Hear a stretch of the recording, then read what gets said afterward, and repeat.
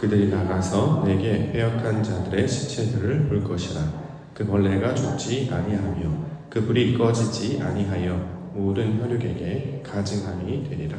아멘. 이사야 66장 22절부터 24절까지 본문입니다. 내가 지을 새 하늘과 새 땅, 내가 지을 새 하늘과 새 땅이라는 말씀을 제목입니다. 22절에 나와 있는데요. 22절 말씀 보시면 내가 지을 새 하늘과 새 땅이 내 앞에 항상 있는 것 같이 너희 자손과 너희 이름이 항상 있으리라. 여호와의 말이니라. 이렇게 증거하고 있습니다. 우리가 이사야서를 지금 살펴봤는데요. 이사야서는 성경의 축소판이다라고 이제 알려져 있기도 합니다. 왜냐하면 총 66장으로 이루어져 있기 때문이죠. 성경도 66권인데 이사야서도 66장으로 되어 있습니다. 따라서 그 형식을 볼 때 그 모양이 매우 닮아있기 때문에 성경의 축소판이라는 별칭을 가지고 있기도 합니다. 자, 형식뿐만 아니라 내용 또한 좀 비슷한데요. 성경을 우리가 구약과 신약으로 구분하잖아요. 39권, 27권 이렇게 구성하여서 총 66권이다 이렇게 얘기하는데 이사야서도 총 66장 중에서 39장까지는 이스라엘의 심판을 주제로 다루고 있고 40장부터 66장까지 나머지는 이스라엘의 회복을 다루고 있습니다. 구약과 신약으로 나누어져 있는 그 형식과 내용이 마치 작게 모아져 있는 것처럼 이사야도 그렇게 이루어져 있는 것이죠. 그런데 오늘 본문을 통해서 말씀을 보면 결론의 말씀 또한 매우 닮아있는 것까지도 우리가 살펴볼 수 있습니다. 오늘 이사야서 마지막 66장인데요. 마지막 결론은 어떻게 내고 있냐면 내가 지을 새 하늘과 새 땅을 말씀하고 있죠. 실제로 요한계시록 맨 마지막 장을 보시면 거기에도 새 하늘과 새 땅을 말하고 있습니다. 요한계시록 21장 보면 또 내가 새 하늘과 새 땅을 보니 처음 하늘과 처음 땅이 없어졌고 바다도 다시 있지 않더라.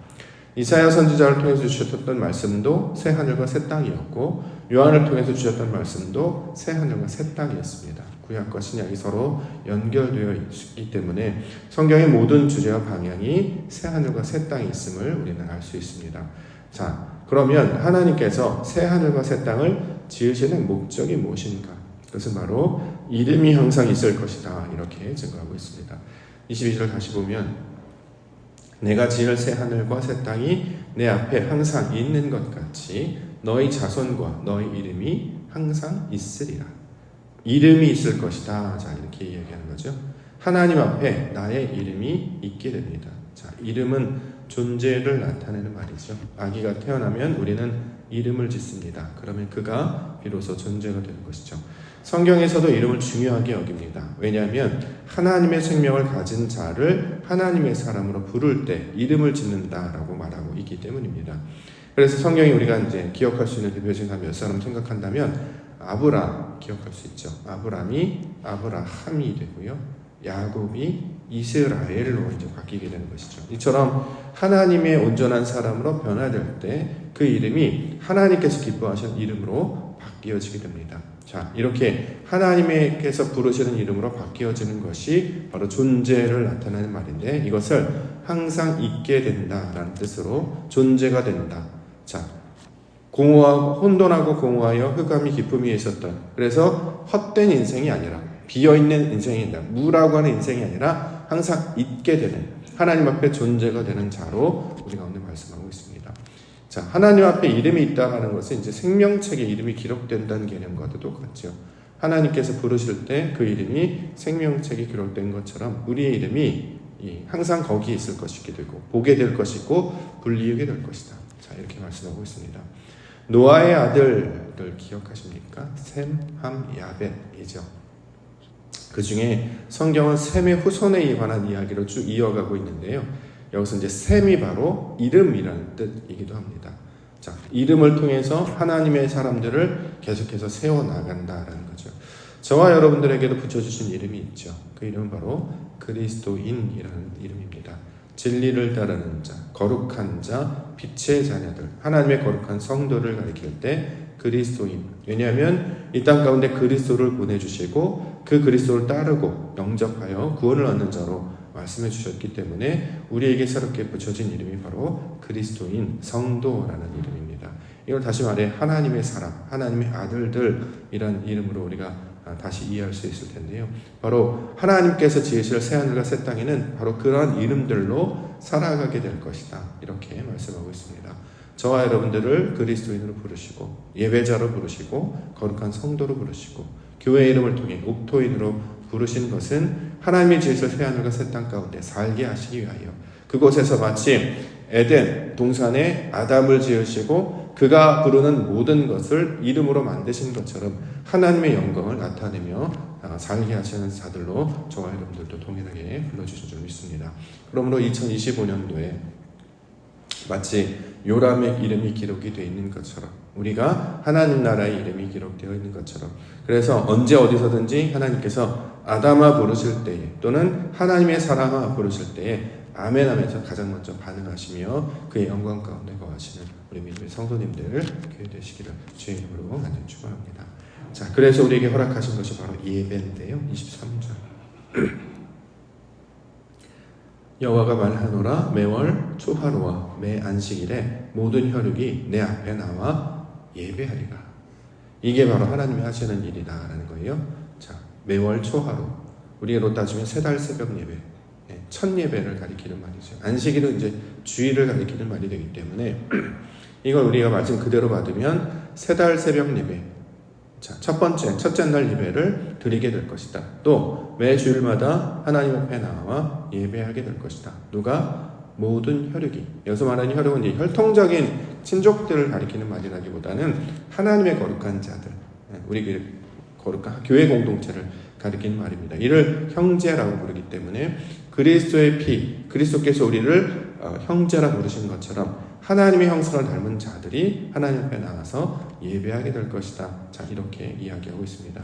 첫날부터 시작하여서 매주마다 원래 유대인들은 1년에 3번이었잖아요. 절기를 지키는. 그렇게 했는데 우리는 매월 초하루 그 다음에 안식일에 거의 이제 하나님과 늘 동행하는 자로 살게 될 것이다. 이렇게 이야기하고 있는 것입니다. 더군다나 여기서 이제 모든 혈육이 예배한다라고 했기 때문에 여기서 이제 빠지는 사람이 없는 것. 우리가 이제 인생 가운데 어려움이 닥치는 것 세 가지를 말씀을 드렸는데 기근이 있었고 전염병이 있었고 전쟁이 있었죠. 그래서 사람들이 죽기도 하고 또 연수가 차지 못하여 죽기도 합니다. 그런데 기근이 떠나가고 전염병으로 죽는 사람도 없고 전쟁으로 말미암아 잃어버린 자들도 없게 되는 것입니다. 이 대표적인 모양이 바로 이제 이스라엘 백성들이 애굽으로 내려가서 고센 땅에서 한 430년 동안 있는 기간 동안에 번성하게 되잖아요. 이게 번성하려면 실제로 이 역사학자들이 조사를 해봤는데 그러려면 중간에 일찍 죽는 사람들이 없어야 된다고 해요. 기근이나 전염병이나 전쟁이 없었기 때문에 그들이 430년이나 짧은 시간 안에 기하급수적으로 늘어날 수 있었던 것처럼 이처럼 하나님께서 만드신 새하늘과 새 땅은 하나님이 보호하시는 땅이 되기 때문에 기근이 없고 전염병이 없고 전쟁이 없어서 그들 모두가 다 하나님 앞에 예배하는 자로 서게 될 것이다. 잃어버리는 자, 놓치는 자, 그 중간에 수완이 차지 못하여 죽는 자가 없게 하게 될 것이다. 자, 이것을 우리 가운데 말씀하고 있습니다. 2025년도 하나님께서 모든 혈육 가운데 우리 인도하셔서 예배하는 복을 누리게 하여 주시옵소서. 그래서 올 한 해도 12번의 세 달 새벽 예배, 첫째 날 새벽 예배를 강조하고 있고요. 또 안식일 날 드리는 우리가 이제 주일 예배라고 말하는 성주일 성수에 대해서 강조하고 있습니다. 이 두 가지 또 1년에 4번 정도 드리게 될 특별 새벽 기도회 이 기간은 어떤 날도 놓치지 않냐고 이것을 통해서 우리가 늘 살아있음을 기억하여서 우리가 깨어있는 예배자로 서게 하여 주시옵소서. 이것이 하나님께서 지으실 새 하늘과 새 땅에 나타날 하나님의 사역이다 이렇게 말씀하고 있습니다. 그러므로 이걸 우리가 그대로 받는 거죠. 하나님께서 지으실 새 하늘과 새 땅에는 어떤 일이 일어나느냐 예배하게 될 것이다. 그러면 첫째 날 드리는 예배나 안식일 날 드리는 예배도 하나님이 이루시는 것이에요. 원래 이제 예배라고 하는 개념 자체가 사람들이 드리는 시간이 아니고 원래 예배는 하나님의 예배라고 부릅니다. 하나님께서 잔치를 만들어 놓고 우리를 초청하시는 거예요. 그래서 잔치에 참여하는 것이다라는 거죠. 그러므로 이 예배에 참여하게 된다는 것, 그 잔치에 들어간다는 것은 굉장히 영광스러운 자리임을 성경은 이야기하고 있습니다. 이 가치를 기억하는 자들은 놓치지 않을 것이고 그 자리에 참여하기 위해서 옷을 갈아입고 준비하게 될 것이고 그것 가운데 기대감과 영광으로 하나님께서 주실 상급을 바라보며 믿음 가운데 나오게 할 것입니다. 이것을 우리 하나님께서 만들어 주시겠다고 약속해 주시고 계실 거예요. 그렇기 때문에 우리는 아멘으로 받아내고 하나님 예배자로 세워주실 줄 믿습니다. 예배하게 하여 주시옵소서. 우리 기도 가운데 나아가길 원합니다. 마지막으로 24절 그들이 나가서 내게 패역한 자들의 시체들을 볼 것이라. 그 벌레가 죽지 아니하며 그 불이 꺼지지 아니하여 모든 혈육에게 가증함이 되리라. 여기서 이제 핵심으로 잡을 수 있는 말은 불이 꺼지지 않는다. 예전에는 이제 불이 꺼지거나 그러면 이제 어두워진다거나 또는 뭐 식어진다거나 또는 어떤 다른 것들이 끼어들 수 있는 상황이 되는데, 자, 불이 꺼지지 않는 건 이제 심판의 메시지처럼 주고 있는데, 성경의 모든 말씀은 심판이기는 하나 그것이 처벌이나 어떤 징벌에 관한 개념이 아니라 하나님의 영광을 밝히 보여주는, 소위 말하는 은혜의 빛, 하나님의 돋는 해와 같이 빛을 비추시는 장면으로 소개를 하고 있습니다. 그러므로 우리의 죽어진 영혼, 우리의 나약한 영혼, 게으른 영혼이 어떤 것인지를 알게 하셔서 여기로부터 벗어나게 하시는 거예요. 더러운 것에서부터 벗어나게 하신단 말이죠. 그래서 원래 신약에도 이제 등장합니다만 하나님의 사람들이 거할 곳은 성전이어야 되는데 그 중에 무덤가에 사는 사람들이 있었어요. 그러니까 그 사람들은 이제 귀신 들린 자라고 이제 묘사를 하죠. 귀신 들린 자라고 하는 것은 영이 섞여 있다, 더러운 영이 섞여 있다 이런 뜻입니다. 자기의 생각뿐만 아니라 세상의 영혼들이 막 뒤죽박죽 섞여 있어서 자신을 해하고 소리를 지르고 자신이 하는 말이 뭔지도 모르고, 그러니까 생명이 없는 땅에 거하고 있었기 때문에 그런 이제 귀신 들린 자라고 이야기하고, 그곳 사는 지가 바로 무덤가인데 우리의 빛을 비춰주시면 거기가 무덤가인 줄 알고 있는 거예요. 그래서 거기서 벗어나게 된다는 거죠. 우리에게 섞여져 있던 모든 것들을 분리해내시고 거룩하게 하시고 정결하고 깨끗하게 하셔서 그리스도께서 고치셔서 그 귀신 들린 자가 온전하게 나음을 입으면 어떻게 되냐? 예수님을 따르게 되지요.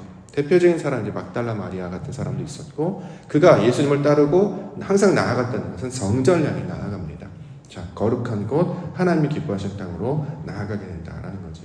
자, 그러므로 그 불이 꺼지지 않게 되기 때문에 우리는 옳은 것과 그른 것을 분별할 수 있어요. 어둠과 빛을 분별할 수 있고 또 하나님께서 기뻐하지 않은 것을 알 수 있단 말이죠.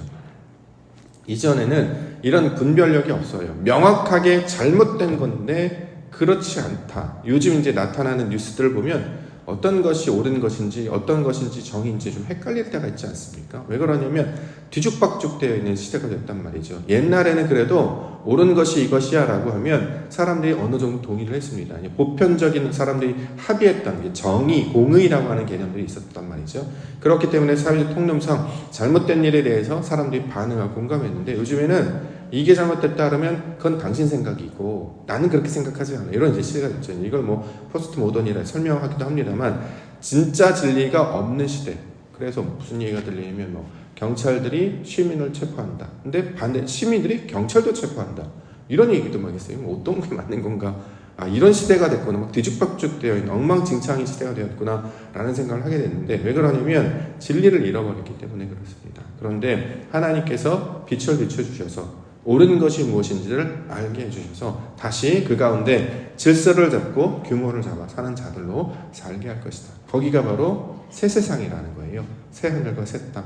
이전에는 어둠 가운데 있어서 서로 소경이다 보니까 맹인이 맹인을 인도하는 것처럼 어떤 것이 옳은 것인지 알지 못하고, 마치 장님이 코끼리 만지듯이 뭐가 뭔지 모르는 그런 세상에서 불이 꺼지지 않여 밝혀주시므로 말미암아 분명히 하나님의 뜻이 무엇인지를 아는 것. 그렇기 때문에 아멘의 소리가 희미해지지 아니하고 약해지지 아니하고 더 강하고 굳건하게 서어지게 된다는 거죠.